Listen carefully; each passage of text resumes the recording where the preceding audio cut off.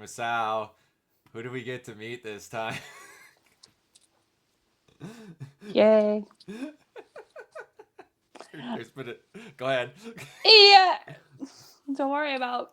We met two characters today.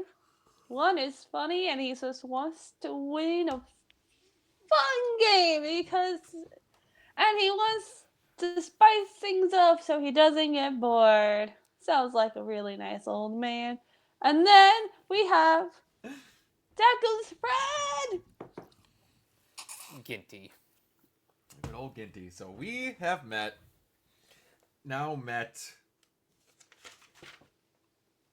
If I'm thinking correctly, I think we've now met everyone. No, you haven't No. met. You met everyone in intro one person. Yeah. Their name was said in this episode, but you haven't met them. Are you talking about who is it? Quinn. Yeah, Quinn. Their name is said twice. Yes. I love Quinn to fucking death. I don't remember what episode you get to meet Quinn, but I love Quinn to fucking death. Quinn is awesome. You know that the bar is called the Quinn Deckham? Yep, that tracks. Let you take that where you want to. Okay, so I have to start off here with the bookend. The book. Oh no, he got the notes. I always got the notes, baby. I've been going. We're good. Oh here. no. So 2 things. What do you think of the book from what you've read off of it or seen off of it so far? This has something to do with the assistant because in okay, so that's the very next thing I was going to ask you about. Did you see what the thing in her closet was? It was I don't know what it is, but it's like the only outfit that's different from everything else. Okay. That's all I'm going to say.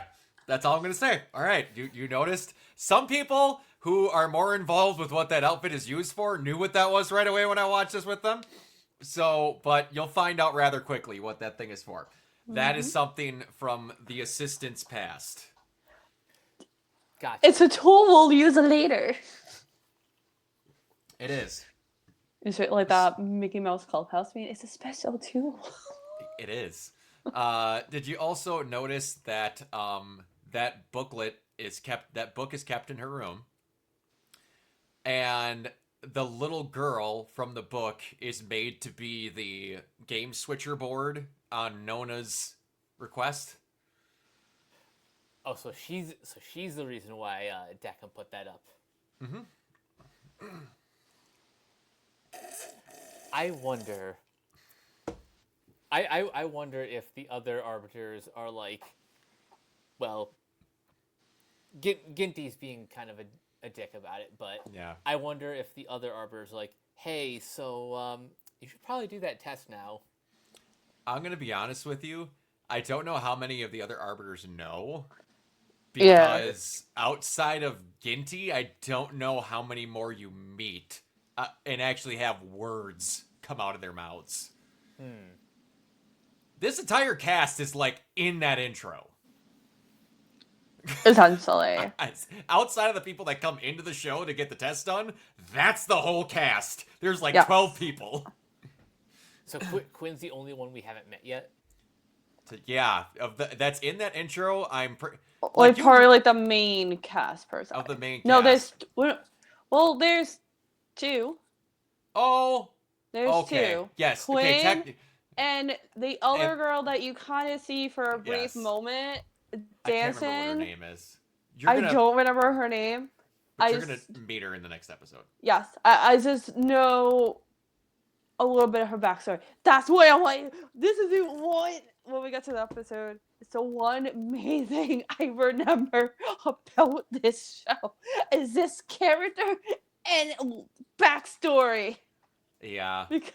It's that character gets an arc and it's fucked. It's it's fucked. Like, this show does some shit that I was not expecting it to do, and I thought about life different. This is not hyperbole. I thought about how I think about people differently after I finished watching the show. Interesting. It fucking does some stuff, dude, and It with does her things. especially. But Does so, things. what do you think of Oculus? He is definitely a curious figure. It's interesting how their game of billiards is playing with the solar system. And how they've openly mentioned in a not jokey way that God does exist, but he hasn't been around for a while. Yeah, that kind of world building Mm-hmm. fascinates me. Yeah, so you got to meet Ginti, and you learn why. I just want to say her name, but the woman is I'm different. gonna call her assistant. Woman. Woman, the assistant, who, man, I don't know what it is about Madhouse, but like I've told this with people already. The assistant might be one of the most beautifully drawn women I've seen in a show like ever. Her design is unbelievably simple, but that woman is gorgeous. Yep. Mm-hmm. Like, and they wanted to. God damn the curves on that girl that they draw when she was like bending down to like go look. It's just like, y'all animators gotta calm down. That's just all I gotta say. I understand you're in Japan. That's how things work, but. Sometimes we need the fan service, but not much fan service. I will admit, the fan service they show you is curves, and that's about it. So they don't. You're not randomly getting a beach episode in this anime. You're not awfully getting an tame for a episode show where about Boo's death. defying logic. Yes, no, you're not getting any of that. Everyone is very realistically proportioned. The Yes. closest thing you get to fan service, honestly, is the character you meet in the next episode. Honestly. God, she's great. I cannot fucking wait. But anyway, so you find out why she's different, and it's that she's the first person they've had come in that knows that she's dead. That honestly does create a wrinkle. Like there's always that one character who, for some unexplained reason, is like just completely different from everyone else. And I like how this episode, unlike the previous ones, kind of takes a moment to stop and just kind of we get to know the staff of the Quindecum. I know you would at least get one more of them later, but it's mostly between the assistant and Decum. Like, there's one other episode where the breaks are held for a little bit. But, yeah, there's just... Yeah, we'll get to that. Anyway, so yeah, they talk about how they have her judgment passed because her knowing her life couldn't make them judge it in the proper way that they speak about. Because then they bring up this whole thing that, you know, Ginti and that doing the Quinn memory test to make sure that they know the proper procedures for how. And now you actually got to see how they get the memories. It's literally in like a Catholic stained glass For thing. like, yeah. So it's not in order. It's just memories of stuff they can use. That's what I was trying to be like. It's a literal memory composition thing handed to them, or like downloaded into their brain. I always love when these like high concept shows have very like mundane presentations. Like the memories are coming in on like a conveyor belt. Yeah.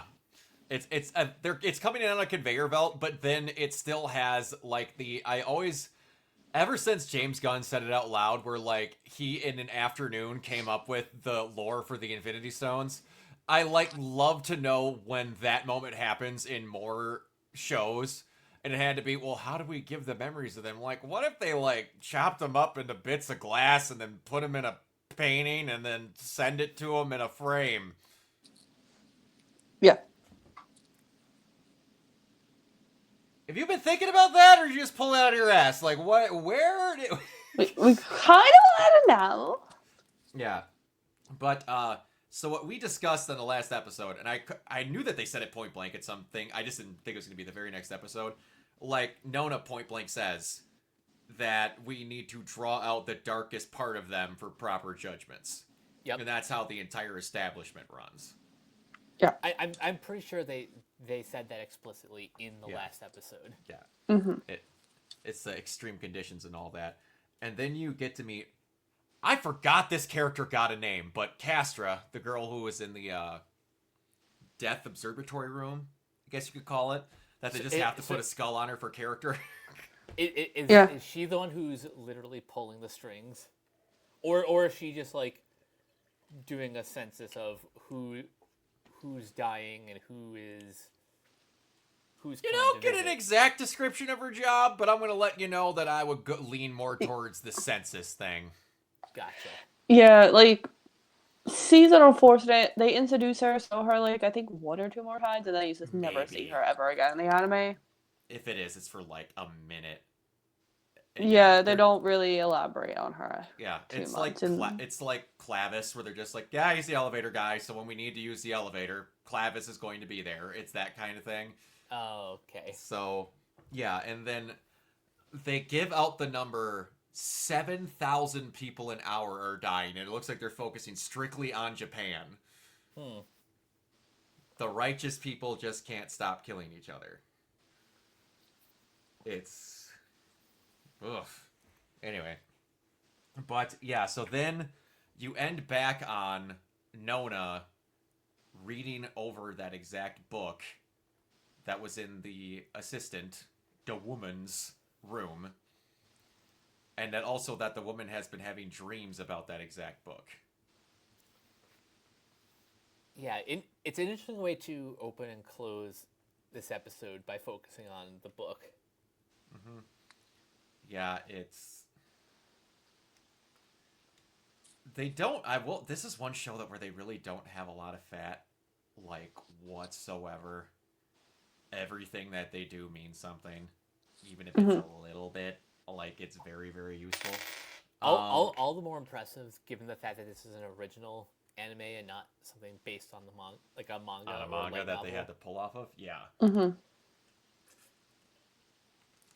So, you have any questions?